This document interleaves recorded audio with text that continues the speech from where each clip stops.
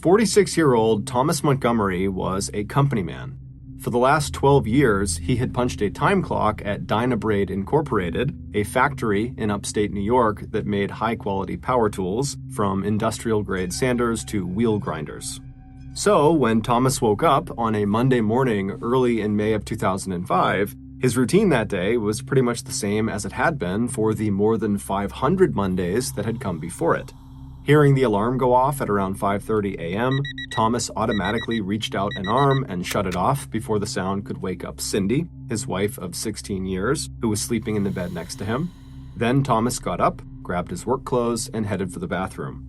15 minutes later, he was walking down the upstairs hallway of his family's modest 2-story house, past the bedrooms of his 2 daughters, one 12 years old and the other 14. After getting downstairs, he walked into the kitchen where he grabbed a cup of coffee and a quick bite to eat. As he sat at the kitchen table having his breakfast, he saw the family dog, Shadow, waiting at the back door, her tail slapping side to side. After he was done with his food and drink, Thomas pulled on a light jacket and a ball cap before opening the door and following Shadow outside into the chilly morning air. 15 minutes later, the dog was fed and back on her dog bed, the coffee cup and dirty breakfast plate were in the sink, and Thomas was climbing into his car and getting ready to back out of the driveway. But first, Thomas had to reach over his belly to pull on his seatbelt. And as he did this, he was reminded that he was a good 25 years and 50 pounds away from his physical prime, back when he was a U.S. Marine. Thomas had never seen combat while he was in the military, but his 6 years in the Marine Corps still gave Thomas a deep sense of pride, especially considering the fact that at the time, the United States Marine Corps was undertaking some of the most dangerous missions in the U.S. war against terror in Iraq. Pulling his mind back to the present, Thomas finally buckled his seatbelt, then started the car engine and backed out of the driveway onto the quiet residential street on the outskirts of Buffalo, the second largest city in New York State. After tuning the car radio to his favorite sports station, Thomas then headed north to pick up New York State Highway 5, which would take him to Clarence, New York, where Dynabrade was located. Settling back into the driver's seat, Thomas made the uneventful 12-mile drive from Cheektowaga, the town where he lived, to his company's factory and their surrounding sea of parking lots. Thomas found a parking spot shortly before 7 a.m., and then he hopped out of his car and walked inside the building to join the line of other Dynabrade machinists, all getting ready to clock in, put on their clear plastic safety glasses, and get to work. 8 long hours later, Thomas had clocked out and was back in his car headed home. In about half an hour, he'd be walking the dog again, and when that was done, he'd be taking his 2 daughters off to swim practice at the local swim club, where he spent so much time that the club had asked him to be its vice president. But as Thomas made the 20-minute drive back home, his thoughts had skipped ahead from swim practice and then dinner to how he planned to spend that evening. For years, Thomas had lived for his Friday nights. That was when he and some buddies from work got together to play poker. However, recently, Thomas had discovered a new hobby, one that was more exciting than poker, and one that he could enjoy every night of the week. Thomas had discovered an internet website called Pogo.com. Launched in 1998, Pogo was a platform that offered everything from Scrabble and Monopoly to card games like Blackjack. If you signed up for a membership, like Thomas had, you could skip most of the ads. Players used tokens rather than real money, but you could exchange those tokens for rewards and prizes of real monetary value. Players created usernames and online profiles, and not only could they play games against each other and with each other, but they could also use the chat room feature on Pogo that allowed them to message other players in their game, as well as other Pogo users that were outside of their particular game. While some of the chat rooms were technically listed as being just for kids, and there were other digital rooms that were just for adults, in reality, Pogo generally relied on its members and players to self-enforce the age restrictions. Thomas was aware that the site was used primarily by young people. He and his wife Cindy were both active in their local church, and as a Sunday school teacher himself, Thomas overheard his students talking about Pogo all the time. Thomas also knew that one of his younger co-workers at Dynabrade, a 22-year-old named Brian Barrett, was also a big Pogo user. In fact, it was Brian's offhanded mention of the site that had led Thomas to check it out in the first place. But after Thomas signed up for the site, and he saw how much fun it was to get to play cards every night, he quickly stopped caring about the fact that he was likely one of the oldest people on there. In fact, he didn't even think about it. He hopped into different games and chat rooms without so much as looking at the age restrictions on them. So, back on that Monday night in May of 2005, after Thomas had walked his dog and taken his kids to swim practice and had dinner, after all that, he shooed his 2 daughters off of the family computer in the living room, and with his wife Cindy sitting nearby in her usual spot on the sofa watching TV, Thomas made himself comfortable and logged into Pogo. Just typing in his screen name, which was Marine Sniper, gave him a sense of satisfaction. Thomas had never actually been a sniper in the Marine Corps, but the name reminded him of his glory days in the service. Usually, on Pogo, Thomas would just go straight to the Texas Hold'em poker rooms, but tonight he decided to play a little blackjack. But Thomas had hardly started looking at his first hand when he heard a ping and saw he'd gotten a direct message from another player with the screen name Tall Hot Blonde. Her private message just said to him, "You're in the wrong room. This room is for kids." Thomas had a moment of panic. He hadn't checked to see whether this chat room/game room was for kids or adults, and suddenly he wondered what would happen to him if it was revealed that he was a 40-something-year-old man playing with kids. Would he be kicked off of Pogo? Thomas did not want that to happen. Thomas loved Pogo. Playing these online card games and chatting with random strangers in the chat rooms had become an escape from the daily drudgery of his job and his routine. It also took his mind off the fact that in the last year or so, he'd had more and more problems with impotence, and that had put a strain on his marriage. His wife, Cindy, wanted to talk to him about it and spend more time together. Thomas, on the other hand, wanted to just ignore it and be left alone. So it didn't take Thomas long to decide how he was going to respond to Tall Hot Blonde's message. A second later, Thomas, aka Marine Sniper, wrote back, "Don't worry, I'm 18 years old. What about you? How old are you?" While Tall Hot Blonde didn't tell Marine Sniper her real name, she did tell him that she was a 17-year-old high school senior who lived in Western Virginia. She liked sports, and she played on her school's softball and basketball teams, and she wasn't sure yet what she was going to do after high school. "And what about him?" she typed. "Are you really a sniper?" Sitting there in front of the computer screen, Thomas felt a sudden, intense rush of excitement. The question had given him a very unexpected thrill. He would never meet this girl, and here he had an opportunity to play the part of his much more interesting and exciting and exaggerated younger self. So, Marine Sniper told Tall Hot Blonde that, yes, well, soon he would be a sniper. He was a Marine recruit for now who went by the nickname Tommy. He was about to start boot camp soon, then he would go to sniper school, and then after that he would deploy to combat in Iraq. By the time Thomas had shut down his computer 2 hours later, Tall Hot Blonde had sent him pictures of herself wearing a small yellow bikini that showed off both her curves and her flat belly.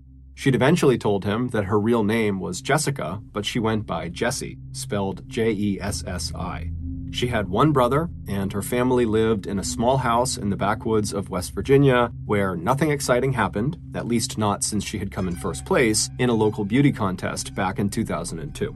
As Thomas turned out the downstairs lights and went upstairs to join Cindy in bed, he kept seeing those pictures of Jessie. With her wide smile, shoulder-length straight blonde hair, and long tanned legs, she more than lived up to the promise of her screen name. Thomas was already secretly hoping that the next time he logged on to Pogo, Tall Hot Blonde would be waiting for him. Thomas was still thinking about those pictures of Jessie when he woke up the next morning. And as soon as dinner that night was over, Thomas headed straight for the family computer. A minute later, he was on Pogo. Despite telling himself that this time he was just going to play a couple of hands of Texas Hold'em and then log off, Thomas kept clicking on his Pogo chat feature inbox, hoping he would see a private message come through from Tall Hot Blonde. And he didn't have to wait long. As soon as he saw the words, "Tommy, is that you?" pop up on his screen, Thomas felt that same thrill course through him that he'd felt the night before.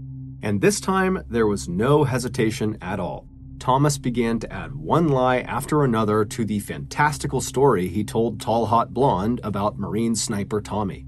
After that, every night over the next few weeks, Marine Sniper and Tall Hot Blonde told each other intimate details about their lives. while the real Thomas Montgomery still got up early every morning to go to Dyna Braid and spend 8 hours making components for power tools, in the evenings, he became the man he had dreamed of being. While Thomas was overweight and balding, Marine Sniper was 6 foot 2 inches tall and 190 pounds of pure muscle. While Thomas came home after work and walked the family dog and took his daughters to swim practice, Marine Sniper had the broad shoulders that Jessie had said she liked, along with a black belt in karate. While Thomas wore glasses and covered his bald spot with a ball cap, Marine Sniper looked a lot like a younger red-haired version of Hollywood heartthrob Harrison Ford. Soon, Jessie and Tommy had moved off of the Pogo chat feature and had started emailing each other and using Yahoo's instant messaging feature. Jessie's instant messenger name was Peaches0617, while Thomas went by Tommy Loves WV Fox. WV Fox stood for West Virginia Fox, clearly an allusion to Jessie. When Jessie finally asked Tommy to send her a picture, Thomas sent the headshot of himself that was taken almost 30 years earlier when he had graduated from boot camp. Even though it seemed fairly obvious that his picture was very out of date, Jessie didn't care. She was totally infatuated, and her fascination only grew as Thomas started concocting a tragic and hard-luck backstory for Tommy that would make Jessie feel protective and sympathetic. According to Thomas, Tommy's father had also been a Marine, Tommy's mother had died of cancer, and that had been such a terrible blow that Tommy's life had gone completely off the rails.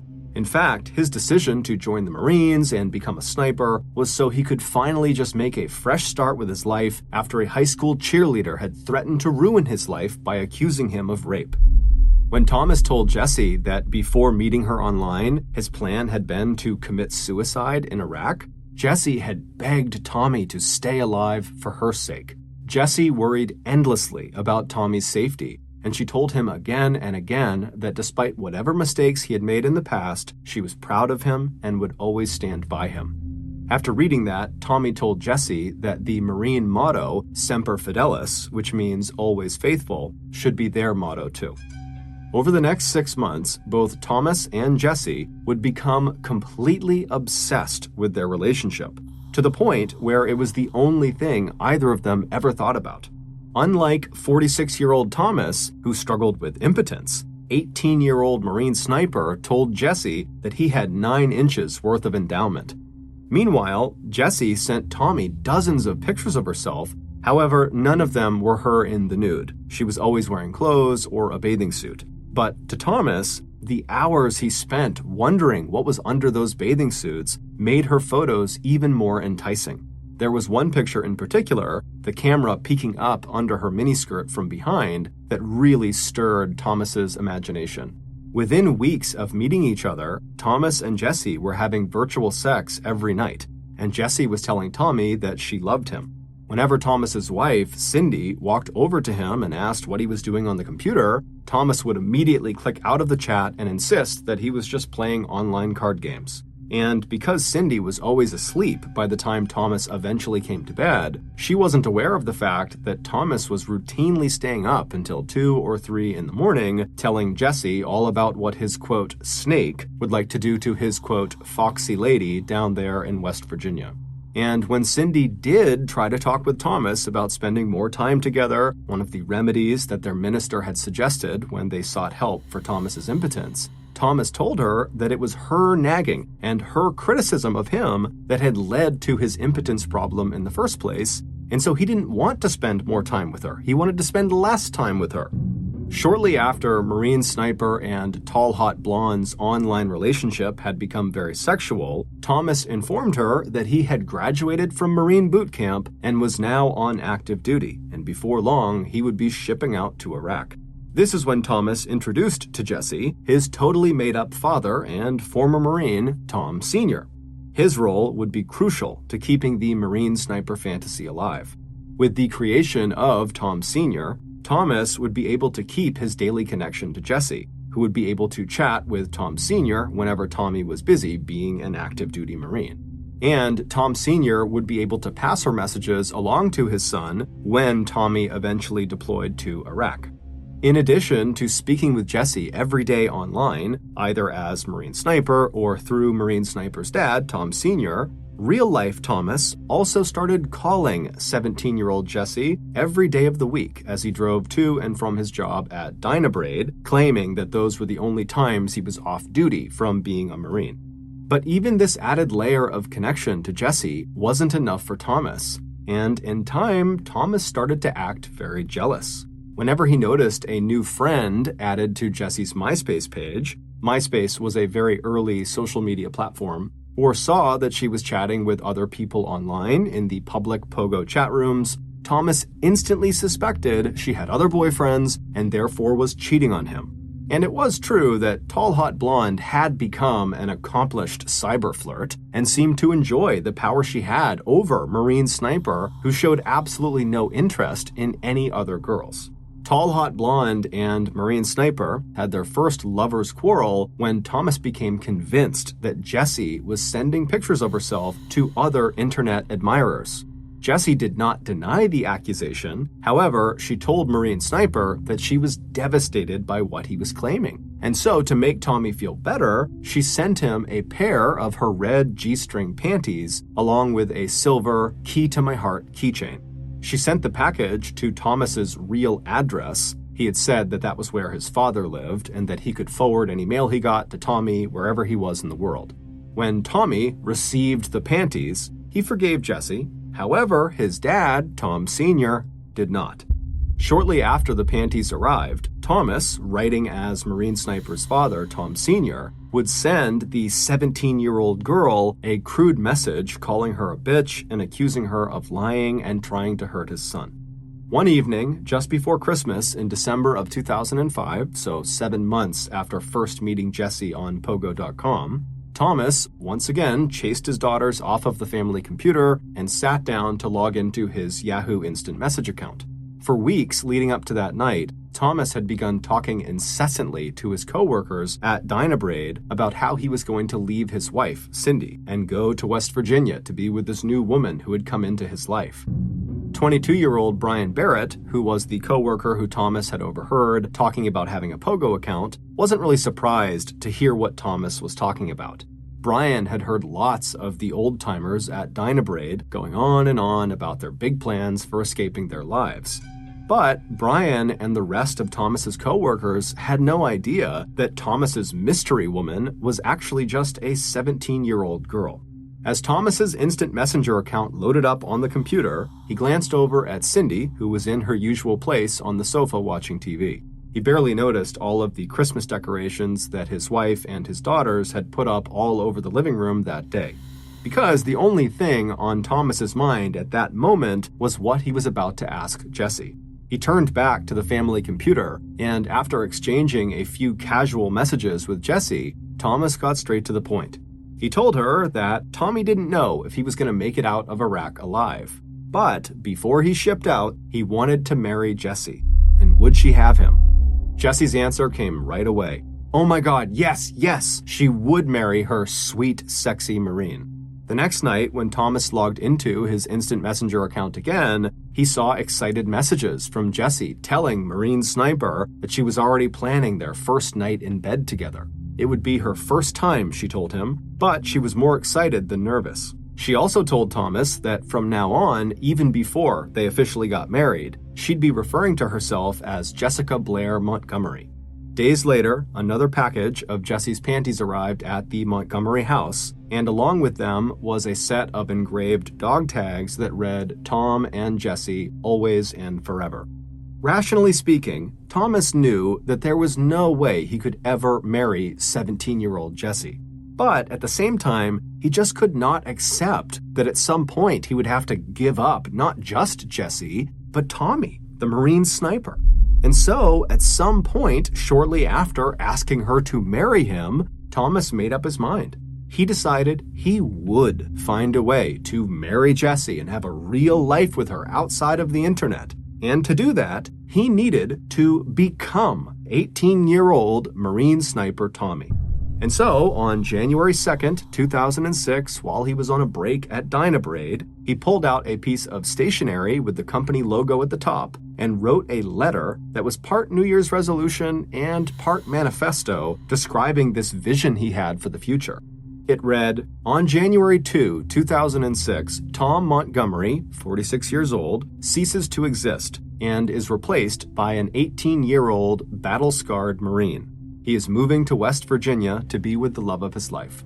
Thomas also wrote in this strange letter that Marine Sniper had more than $2 million and would use that money to take care of Cindy and his 2 daughters, as well as help him build his new life with Jesse. At the end of this note, Thomas wrote, quote, "I wish I would know the exact time I would change to new Tom so I can prepare for it." After he signed his name to this letter, Thomas folded the piece of paper up and locked it in the toolbox he kept at work. In mid-March 2006, so 2 months after Thomas penned this New Year's resolution/manifesto, one of his daughters, who was home from school and waiting for her mom and her dad to get home, was researching an assignment on the family computer when she heard a ping. Thomas had accidentally forgot to log out of his instant message account before he left for work that morning.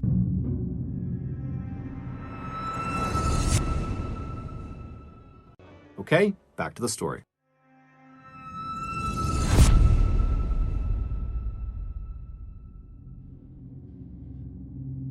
And so the message that his daughter received came from Jessie, tall, hot blonde, and it was very sexually explicit and was clearly intended for Thomas. Thomas's daughter stared at the message, shocked. Could it really be for her father? Feeling sick, she pushed herself away from the computer and she called her mom, telling her there was something she needed to come home and look at. Hearing the strain in her daughter's voice, Cindy left work, and 15 minutes later, she was sitting at the family computer, scrolling through the hundreds of emails that her husband had written to a girl who went by the names Tall Hot Blonde and Peaches0617. Horrified, Cindy finally turned away from the computer and went upstairs and started searching through her husband's drawers and closet, where she would find a treasure trove of handwritten letters and pictures, lingerie, and a set of dog tags engraved with Tom and Jesse, always and forever. When Thomas finally pulled into the driveway that night, Cindy was waiting for him inside. As the mother of 2 teenage daughters, she could not believe that her husband had tricked and seduced a teenage girl who had never even been outside of the state of West Virginia into falling in love with an 18-year-old Marine who did not even exist. When Thomas stepped through the front door holding his car keys and lunchbox, he saw his wife standing in front of him. She looked sad and furious, and she was holding a handful of frilly girls' underwear, including a bright red G-string. Thomas knew, like a punch right to his stomach, that his wife knew his secret. And when he tried to act surprised, like he had no idea what Cindy was holding out to him, even trying to step around her into the hallway, Cindy was not convinced even for a second. Instead, she walked over to the family computer and began reciting out loud some of the lewd things Thomas had sent Jesse. Cindy told Thomas that what he was doing and what he had done was not only totally inappropriate and totally disgusting, but it was likely illegal. Jesse was a minor. And if that wasn't enough, Cindy told Thomas that his own teenage daughter had been the one to discover this raunchy affair. Cindy told her husband that he only had 2 options: give up this totally inappropriate, bizarre fantasy, or they could get divorced. As he stood there in stunned and guilty silence, Cindy told him that for now, he just needed to go away. Go walk the dog, go cut the grass, anything. But right now, she couldn't even stand to be near him. Thomas said nothing and turned around and walked back outside. As soon as Cindy was alone, she sat down at the kitchen table and composed a careful letter to Jesse. And as she slipped it inside of an envelope, she also enclosed a recent picture of the Montgomery family. "Let me introduce you to these people," Cindy had written. "The man in the center is Tom, my husband since 1989. He is 46 years old, and here are our 2 daughters, 12 and 14 years old." Cindy told Jesse that there is no Tommy, there is no Marine Sniper. Cindy closed the note with a piece of advice for Jesse: do not trust the words you read on a computer. When Jesse got Cindy's letter, she was completely crushed. Before breaking off all contact with the 46-year-old man she now knew had been posing as Marine Sniper, she sent Thomas a series of furious and hurt messages asking him how he could have done this to her and telling him he should have to go to jail for what he had done. For his part, Thomas, who still lived in the same house with his wife and daughters but slept in the basement, told Jesse he was sorry and that he never meant to hurt her. And Thomas told his wife Cindy that although he was totally ashamed of what he had done to her and to the family, he was relieved that she had found out, because the guilt and the stress of this double life had become an unbearable burden. And for the next 6 weeks, even though Thomas still occasionally logged onto Pogo.com to play cards, he did not hear another word from Tall Hot Blonde. But it would turn out, despite no longer communicating with Thomas, Jesse was nowhere near forgetting or forgiving what Thomas had done to her. She also began to wonder if maybe the letter she had received from Cindy was a trick. Maybe, thought Jesse, Cindy was really another girl who was also in love with Marine Sniper, and maybe Cindy had made up that whole story about Tommy being 46 years old and married with kids so that Cindy could have Tommy all to herself. Within 2 weeks of getting Cindy's letter and the picture of the Montgomery family, Jesse was back on Pogo, but this time she was looking for friends of Marine Sniper who could tell her the truth about him. On April 17th, Jesse got her answer. She had found another person online that Tommy had once mentioned to her. It was a user who went by the name Beefcake1572. He was a 22-year-old student at Buffalo State College who also worked part-time at a company called Dynabraid in upstate New York. This man's name was Brian Barrett. Again, the same Brian Barrett who Thomas had overheard talking about Pogo that had inspired Thomas to log into Pogo in the first place. And it didn't take much time in a private chat room for Tall Hot Blonde and Beefcake to put together all the pieces of the puzzle. It also didn't take long for Beefcake to fall completely in love with Tall Hot Blonde, who wasted no time sending him the same titillating pictures she had sent to Thomas. Jessie was Brian's ideal girl, blonde, beautiful, and athletic. When Beefcake confirmed that his coworker, Marine Sniper, really was 46-year-old Thomas Montgomery, and that he really did have 2 teenage daughters and a wife named Cindy, Jessie was crushed all over again. She was also very, very angry.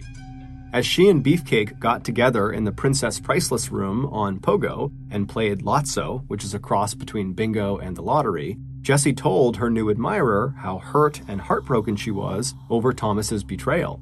It didn't take long for Beefcake to feel just as outraged as Jessie over the predatory and creepy behavior of this older man he once thought of as a good friend and coworker. So by the time Jessie got around to asking Beefcake if he would help her teach Thomas Montgomery a lesson, Brian, dazzled by Jessie's beauty and attention, was all in. He asked her, "What do you need me to do?" A couple weeks later, at the end of April, 46-year-old Thomas Montgomery logged onto Pogo. However, as soon as he was logged in, he got a message saying that his account had been suspended due to complaints of inappropriate activity. Stunned, Thomas logged off and started going on some of the other gaming sites he often visited outside of Pogo, and what he saw on them horrified him. On each of these other sites were forums where members of the site could post questions or offer insights or whatever they wanted to talk about, and then other people on the site could click on those individual posts and they could comment and interact with them. And when Thomas logged into each of these other gaming sites, the forum page where all these different topics are listed was the first thing he saw. And immediately, he saw his real name in several of these posts. And when he clicked on them, he saw the posts were all about how he was this 46-year-old predator and pedophile who posed as this Marine Sniper. When Thomas checked to see who had written these posts, his heart sunk. They were all from either Tall Hot Blonde or Beefcake1572, who he instantly recognized as his coworker, Brian. Meanwhile, Jessie and Brian became closer and closer. When Jessie suggested to Brian that he tell his coworkers at Dynabraid what Thomas had done, Brian didn't waste any time. He asked Thomas's coworkers if they remembered all that talk from Thomas about him leaving his wife Cindy and moving to West Virginia to be with this new mystery woman he had met. Then Brian put out the word that the mystery woman was really a 17-year-old girl that Thomas had met online by posing as an 18-year-old Marine sniper. It didn't take long for Thomas to start seeing the dirty looks and hearing the nasty comments all around work. He was now sure that half the people at his office thought he was a loser and a predator, and parents no longer wanted him to be around their kids. Also, Brian outright told Thomas that he and Jesse were now an item, and that every time they interacted, things got hot and heavy. At home, banished to the basement and now using his own computer, Thomas sent Jesse an instant message that hinted at suicide. It said, "You can say goodbye forever to me and Tommy." At first, Jesse was glad to see the damage her revenge campaign was doing to Thomas, and it was clear that Brian was also getting a thrill out of it as well. But eventually, Jesse started to feel bad about what was happening, and in a series of text messages that started a few weeks after she and Brian had begun publicly shaming Thomas, Jesse was back in touch with Thomas, telling him how much she missed her Tommy, and that Thomas was all she had left of her, quote, sweet, sexy Marine. Maybe, she told Thomas, they could just be friends, and together they could keep the memory of Marine sniper Tommy and the passion they had shared alive. But despite Thomas agreeing to this just be friends arrangement, his relationship with Jesse pretty much immediately became very sexual and intimate again, except now it was not just Thomas and Jesse, it was Thomas, Jesse, and Brian. Despite Jesse's promise to Thomas that she would end her relationship with Brian, she didn't, and instead she began going back and forth between the two men. And so in time, the hours that she and Thomas would spend messaging each other late into the night and early morning veered crazily between declarations of love and jealous outbursts from Thomas, who kept seeing Brian's username pop up alongside Tall Hot Blonde on Pogo, other gaming sites, and on Jesse's MySpace page. Meanwhile, the tension between Thomas and Brian when they were at Dynabraid together was palpable. Thomas was furious with Brian, not only for interfering with his relationship with Jesse, but for also very publicly humiliating him. And Brian, who had developed real feelings for Jesse, had become furious with Thomas and felt like he really was a predator and a pedophile and should just go away. Thomas and Brian would openly argue and fight with each other at work, and then when they went home, they would get online and spend hours accusing each other of telling lies about their relationship with Jesse. But by mid-May, Brian was just tired of the drama. And so he told Thomas that he was just going to go to West Virginia and he was going to see Jesse in person and likely become intimate with her in person, and then she would be all his. Even though Jesse told Brian, no, do not make a trip to West Virginia, the damage to Thomas was done. From that moment forward, Thomas became obsessed with the idea that Jesse and Brian were going to take their relationship out of the cyber world, where Thomas felt like he had a chance with Jesse, into the real world, where 46-year-old Thomas stood no chance. By early September 2006, this obsession had made it impossible for Thomas to be even remotely civil with Jesse. His messages to her had become so crude and so violent that Jesse had just begun to ignore them. And when she did this, it only made Thomas more angry and more obsessed. At 10:16 p.m. on the night of September 15th, 2006, Brian clocked out of his shift at Dynabraid. It was 63 degrees Fahrenheit and cloudy outside. The quiet and the light northeast breeze were a welcome relief after the noise and bright lights inside the machine shop. As Brian walked across the nearly vacant parking lot, he kept his head down and fished his car keys out of his pocket. When he got to his white pickup truck, he polished a small smudge off the driver's side door before opening it up and hopping inside. Before Brian put his keys into the ignition, he paused and noticed that the back left side of his truck seemed to be sagging slightly. But before he could figure out why it was doing that, he noticed off to his left in his peripheral vision, a shadowy figure was moving across the lot toward him. 2 days later, early on Monday morning, September 18th, Clarence, New York police got a 911 call from the security guard at the Dynabraid equipment factory. He just found the body of a young man who'd been shot dead at close range inside of his white truck that was parked in the Dynabrade parking lot. By the time the police arrived, so too had the first shift of Dynabrade workers. As the police set up a perimeter around the crime scene, co-workers stood by in total disbelief. Based on interviews with Brian's family, who had not seen him all weekend, and with his co-workers who identified his truck and his body, along with records that showed when Brian had last left the Dynabrade factory, it only took police a few hours to come up with a preliminary theory about what had happened. Whoever killed Brian must have taken the young man by surprise. Brian sat slumped in the driver's seat of the truck, leaning slightly towards his right, away from the closed window with the 3 bullet holes punched through it. There were bullet wounds in his upper left arm and jaw, and a gaping hole in the left side of his neck. Police noticed that Brian's back left tire on his truck was flat, and when they checked, they saw someone had punctured it with a knife. Also, a .30 caliber carbine rifle shell casing, as well as a peach pit, were discovered at the scene of the crime. Brian's family was devastated. They had absolutely no idea who might have wanted to harm their eldest child.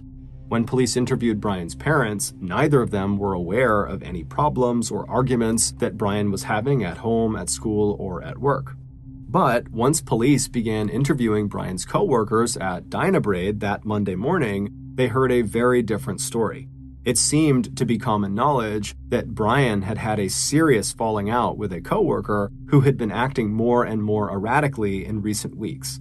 That co-worker's name was Thomas Montgomery, and it seemed like the two men had both been involved in an online relationship with the same woman, except she wasn't really a woman, she was actually a 17-year-old girl. Unable to locate Thomas, police were concerned, if he really was the killer, that Jessie, the 17-year-old girl, could be in danger. So police in New York went through Brian's cell phone and found contact information for Jessie, and then contacted authorities in Oak Hill, West Virginia, and asked them to do a welfare check on the girl. But before the West Virginia police could conduct that check, detectives in New York got in touch with Thomas and pulled him in for questioning. Thomas denied that he had anything to do with Brian's murder, saying that he had been at a local restaurant the night before and had arrived home sometime between maybe 10 or 10:10 p.m., which meant he would have been home when Brian was still alive and inside the Dynabrade factory. Thomas would admit to police that yes, he and Brian both did meet the same girl online, Jessie, and they had been squabbling over her. But Thomas said he would never hurt Brian. But it wasn't until investigators in New York heard back from police in West Virginia and tracked down additional cell phone data and spoke with Cindy Montgomery that they were able to piece together who had really killed Brian and why. At 1:33 a.m. on September 13th, 2006, so 2 days before Brian was killed, Jessie heard the ping of an incoming instant message. When she looked at her computer screen, she saw that it was from Thomas. It said, "You're a whore, and that's all you ever will be." For weeks, ever since Brian had told Thomas that he planned to drive to West Virginia to see Jessie in person, Thomas's messages to Jessie had become extremely abusive. Jessie had tried to calm him down, to get him to become, once again, her sweet, sexy Marine sniper named Tommy, but it just wasn't working. And so now, seeing this new message come across, Jessie took up a new strategy. She began ignoring him. And this drove Thomas mad. A day later, on September 14th, Jessie heard the ping of yet another incoming message, asking her if she planned to have sex with one of her boyfriends that day. Again, Jessie just ignored him. A day after that, early on the morning of Friday, September 15th, the day Brian was killed, Thomas woke Jessie up with a phone call, screaming at her in an uncontrollable rage. She hung up on him. Thomas Montgomery had reached a mental tipping point. On one hand, he knew that he could never really have a real life with Jessie. He also knew that his jealousy and rage were getting out of control. But the same part of him that had written out that New Year's resolution/manifesto back on January 2nd, 2006, felt that he still possessed somewhere inside the young Marine sniper whom Jessie had loved and who represented to Thomas the best version of himself. And so on September 15th, after screaming at Jesse on the phone and hearing the click as she hung up on him, Thomas made up his mind. He had waited long enough for his transformation from middle-aged machinist with a wife and 2 daughters into that battle-hardened Marine sniper who could and would defend what was his. That evening, Thomas told his wife, Cindy, that he was going to go out to dinner by himself. Once outside in his car, he looked in the back seat to make sure his supplies were all there. Then he turned on his car and drove to a fast food place near Dynabraid. After eating, Thomas left the restaurant and drove the short distance to Dynabraid. Entering the parking lot behind the factory, Thomas chose a parking space that was far away from the door where he knew Brian would exit. After his car was parked, Thomas climbed out of his vehicle. He was glad it was cloudy, and he was glad that the parking lot where he now stood was almost empty except for Brian's white pickup truck. Thomas finally finished eating his peach and dropped the pit onto the parking lot pavement. Now, as a Marine sniper, Thomas had to get the timing of this mission exactly right. He needed to get close enough to the truck to take his kill shots before Brian had a chance to drive away, but he also had to let Brian get into the truck without giving away his own position. And on his way in for the kill, he needed to make a silent puncture with his knife in the back left tire. This was his insurance policy. In case Brian did see him, it would make it very difficult for him to escape. Just after 10:16 p.m., the factory door opened and Brian walked outside into the parking lot. Brian didn't even look up as he walked towards his truck. To Thomas, what he was about to do almost seemed too easy. As soon as Brian had climbed into the truck and closed the driver's side door, Thomas was there like a shadow. And a second later, he had fired 3 shots through the closed window. Even through the blood spatter on the inside of the car window, he saw the massive hole in Brian's neck and knew that he was dead or was definitely going to die. Backing away from the truck, Thomas quickly returned to his own car, not realizing that he had dropped one of his shell casings.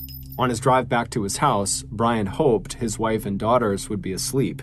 That way no one could contradict him when he said he'd gotten home that night before Brian had actually left the factory. But when police did interview Cindy a few days later, she would tell them that it was her recollection that her husband had not arrived home on the night of Brian's murder before 10:16 p.m. Cindy estimated that it was closer to 10:45 p.m. or later. And when police arrived at Dynabraid to question Thomas, he made a remark that instantly connected him in the minds of investigators to the peach pit they had found at the scene of Brian's murder.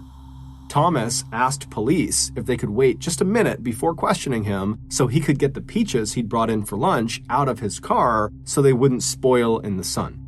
Although Thomas refused to give police a DNA sample, the police were able to pick up his DNA from a can of soda, and they found that it matched the DNA on the peach pit they'd found at the murder scene.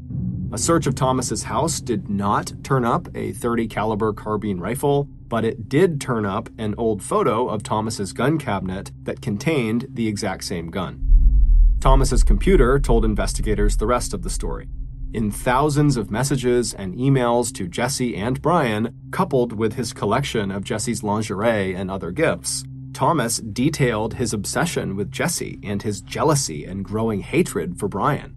Later, police would also discover the letter that Thomas had written that he kept locked in his toolkit at work. It was his New Year's resolution/manifesto that described wanting to leave 46-year-old Thomas Montgomery behind and become instead his 18-year-old alter ego, Marine sniper Tommy. On November 27, 2006, 2 months after Brian's death, police arrested Thomas and charged him with murder. And it was at this time that Thomas learned he was not the only person pretending to be someone else online. When West Virginia law enforcement arrived at Jessie's house to do that welfare check on her, her mother arrived at the door. When police told her that her daughter, Jessie, was in danger following the murder of a man she had likely been involved with online, the woman was shocked and told them that Jessie was not home. When police told her that they really needed to get in touch with her immediately and go get her in their own vehicles if necessary, the mother suddenly broke down and started crying, and then told police that she really did have a daughter named Jessie. But that was not the Jessie they were looking for. She, the mother, a slightly overweight 46-year-old housewife with short brown hair, whose real name was Mary Sheeler, was the 17-year-old girl, tall, hot blonde. It would turn out, for more than 16 months, Mary Sheeler had used her daughter's real identity to enter into multiple online relationships with men, sending them, just as she had sent Thomas and Brian, hundreds of pictures of the real Jessie, her daughter. When investigators asked her why she did this, Mary said she had joined Pogo to relax and kill time. After that, she enjoyed the drama and power and attention she got from manipulating the emotions of her many online admirers, none of whom she loved. In fact, she told investigators she was happily married to her husband of 23 years and was very devoted to her daughter, who had no idea any of this was happening and was off at college. But all that would change when the real 18-year-old Jessie discovered her own pictures and name all over the internet, along with details of how her own mother used her identity as bait for a catfishing scheme that left one man dead, one in prison, and 2 families in ruins.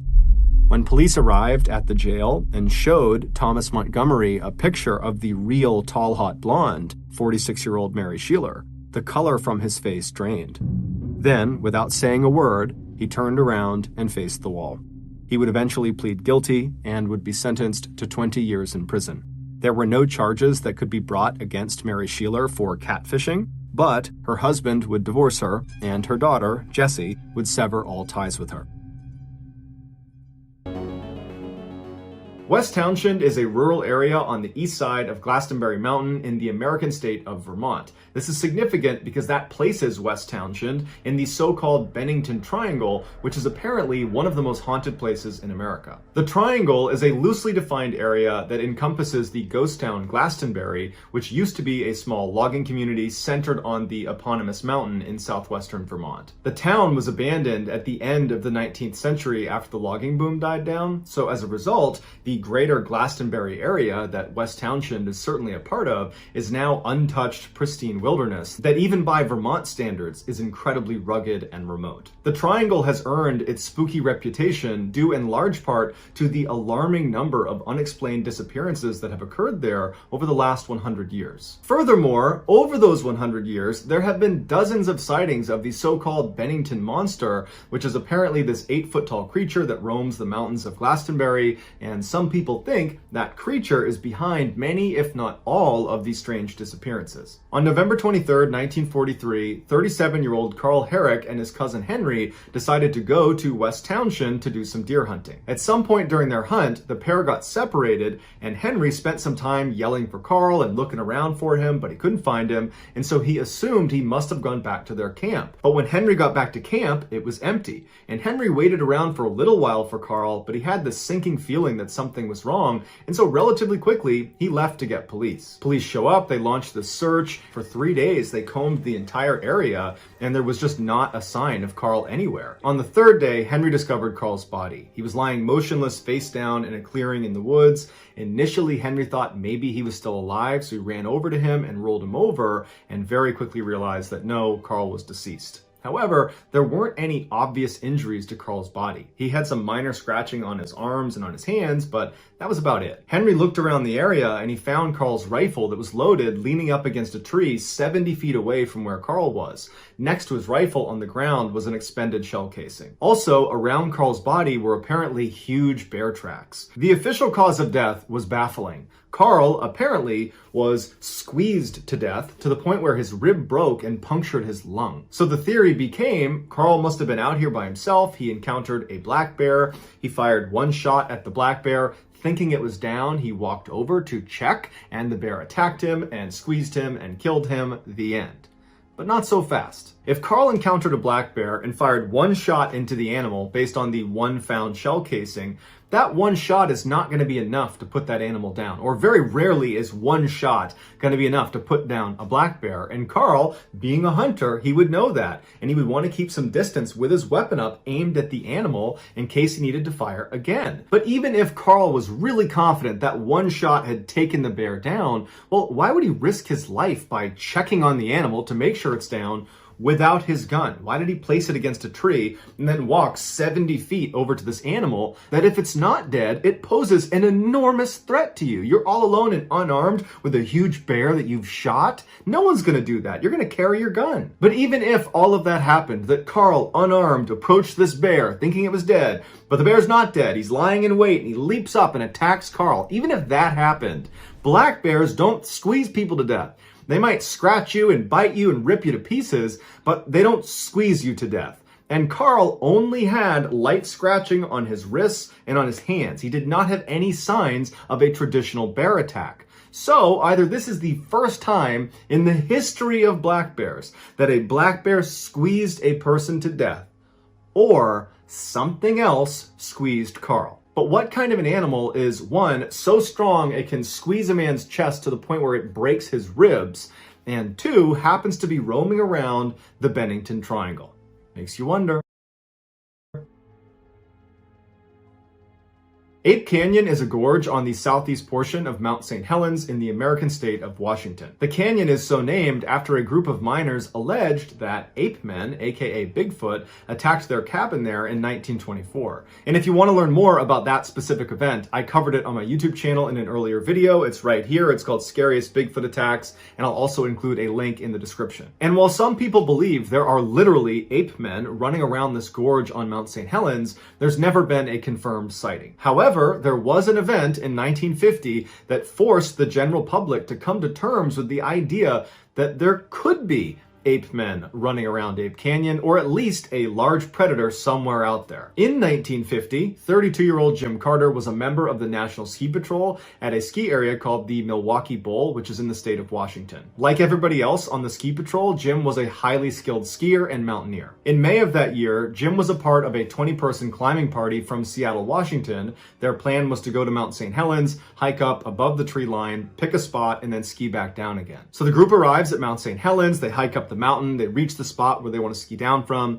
they sit down, they're putting their skis on, and Jim puts his on, and he says to the group, hey, why don't I ski down a little ways? I'll set up my camera on a tripod, and I'll take a picture of you guys as you pass, and then I'll follow you down to the bottom. And the group said, great, that sounds awesome. And Jim wanted to use his camera, so it was a win-win. So Jim, in full view of the entire group as they're getting ready, he skis down a little ways and then turns left into an area called Dog's Head, which was a little bit flatter than the area they were in, so probably a better spot to set up his tripod. But as soon as he turned left into that area, he was out of view of the main group. So after a few minutes, as the group is getting their stuff on, they took a little bit longer because they're trying to time it so they all leave at the same time because they want to get this picture all at once. And so they take a little bit extra time, they're all ready, and then finally they head down and they make that left. They're going to pass by Dog's Head specifically so Jim can take their picture. But when they bank around the corner, Jim's not there. And so they're looking around and they're saying to each other, did he tell us he was going somewhere else? Because it seemed an awful lot like he was going to Dog's Head, but obviously he's not here. And so someone said, well, maybe he got annoyed with us because we were taking so long to get ready up there and he just already went to the bottom. And so they agreed that's what he did. And so they got back together again and they headed down to the bottom. But when they got to the bottom, Jim wasn't there. And so they sat there for a few extra minutes looking up at the mountain, and they're kind of scanning down at the bottom and they're looking all over the place, but there's no sign of Jim. And so the group started to get really worried and they contacted authorities. When the first search team arrived, they went up to the area where the group thought Jim had been setting up at Dog's Head. And as they were looking around, all they could find was this discarded film box. So not any film or camera inside, just a box that would have held the film. It was kind of buried in the snow. Near this film box, they found Jim Carter's ski tracks, and they were not angled south towards the bottom of the mountain where the whole ski group had gone. They were angled east towards Ape Canyon. And they followed Jim's tracks, and they said they never deviated. They were total straight lines, like he was not trying to slow down. In fact, he was trying to go as fast as he possibly could.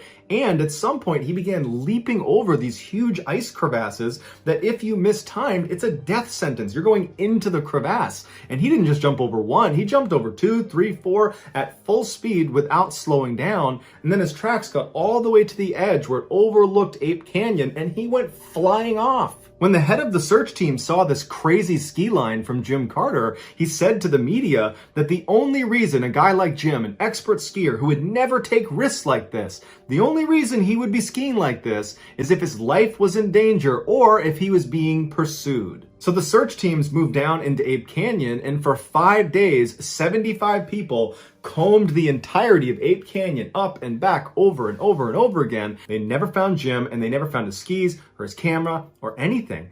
And the whole time they were looking, those 75 searchers would report that anytime they were alone, they had the distinct feeling they were being watched. And it got so uncomfortable for many of them that they refused to go back into the gorge unless they had someone right next to them. After those 5 days of searching almost exclusively inside of Ape Canyon, they spent another 5 days not only continuing to search Ape Canyon, but also the surrounding areas. And finally, after 10 days of finding no trace of Jim Carter, the search was terminated. The only rational thing investigators could point to as the reason behind why this happened to Jim was he was diabetic and he had forgotten his insulin that day, so perhaps he became hypoglycemic and he became confused and then managed to ski off the cliff into Ape Canyon, where he landed in such a way that he remained hidden. Or, like the head of the search party seems to think, he was being pursued. He was skiing for his life. Whatever was chasing him had scared him so badly that he was skiing in a straight line down a cliff, jumping over ice crevasses before falling into Ape Canyon. And then presumably whatever forced him off the edge went down and scooped him up and took him away, and that's why they couldn't find him. But unless someone finds his body or finds some other piece of compelling evidence, we will probably never know for sure what happened to Jim Carter. Somewhere out in the Sierra Nevada mountain range lies a small hunting camp that's been there since the 1950s. Despite its fame, only a handful of people know exactly where this camp is. But even if you were given explicit directions on how to get there, you might just walk past it because it's tucked away in the middle of the woods up on this mountain. It's just a small fire pit, a couple of logs around it, another log set up for cutting wood, and there's some paths that have been beaten down over the years from its occupants, but it's pretty much unremarkable. According to camp members, the fastest way to get to the site is by horseback, and it's approximately 8 miles, and it's through very rugged terrain on this mountain, and it includes a 4,000-foot elevation gain. However, this 8-mile trail is not marked, and every year it changes slightly because trees will fall along the way, changing the topography. Ron Moorhead, who's one of the 4 original camp members, laments the fact that anybody knows anything about this campsite. He wishes they could have kept it a secret, but he knew that wasn't an option after what they discovered there in late 1971. In early 1971, Ron was a young man and he was invited out for the first time to the Sierra camp by the 3 founding members. When Ron got there, he fell in love. It was this beautiful, natural, pristine wilderness that overlooked this amazing valley, and they're surrounded by these huge white fir trees. There's a freshwater stream that trickled by, and in terms of hunting, the deer were plentiful. Ron said this campsite was the closest to heaven he thinks he'll ever get. The only real drawback of the site was the large bear population, but they always had guns on them, and they built this shelter out of heavy fallen timbers that they could go inside, shut the door, and they'd be protected from the bears until they left. When there wasn't a bear threat, they slept on the ground in tents. In late 1971, Ron came back to the camp with the other 3 founding members. They'd had a great day of hunting, and they were standing around the campfire just chatting with each other when they started hearing a grunting sound not far away from them in the forest. Now, typically, whenever a bear came to their campsite, it was usually at night, and they would hear it grunting somewhere off in the forest. And as soon as they heard it, they would stop and they would listen to kind of confirm it was a bear. And if it was, they would go inside of their shelter and they would wait for it to leave. But this time, when they stopped to listen to confirm it was a bear, the sound they heard next was something they had never heard before. And it was so frightening, they almost fell over each other running to get inside of the shelter. It was like a whooping sound you would expect from an ape, except instead of a series of whoops like you would expect from an ape, it was one loud whoop, and then silence, and then another creature somewhere else made a responding whoop that sounded different than the first. There was at least 2 creatures that were basically speaking to each other out in the forest out of view. Ron would say, as these creatures were howling and whooping at each other out in the forest, the men were huddled around inside of the shelter looking at each other like, what is that? Has anybody heard that sound before? And nobody knew what it was. And after a little while, they heard these creatures running towards the camp. They were pretty well off, but they heard these heavy footsteps approaching. And so Ron and the others, they put themselves up against these slats inside of the shelter where they could look out in the direction